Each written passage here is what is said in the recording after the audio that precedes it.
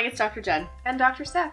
I got asked this weekend, what was my opinion about why cancer rates have gone up so much? I know there's some publicity saying we're making a dent in the cancer rates, but it's actually not true. It actually keeps going up. And one of the theories and one of the explanations was that it's our continual inhaling, absorbing, eating chemicals and toxins. And for those of you that don't know, skin is our largest organ. It absorbs everything we put onto it, whether that's a lotion, whether that's laundry detergent, or the fabric softener that we're using. So every time you smell that fresh, clean laundry smell, Ew. It's actually containing about 10 cancer-causing substances. 10! Yeah. Like chloroform is one of them that is...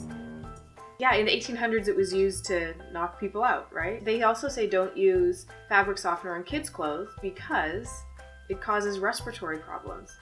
Yeah, so the list of 10 chemicals is quite long. Like, think toxins that are carcinogenic, that are damaging to your nervous system, that cause respiratory problems, that cause developmental problems, that have side effects like attention deficit disorder. Yeah. Like, there's Alzheimer's. a long list. So if you're curious to read the whole article, I will link it for you down below. But there are also good alternatives. We don't need to use fabric softener. You can use things like vinegar to take smell out. Believe it or not, it doesn't smell. You could even use vinegar in a mix of essential oils.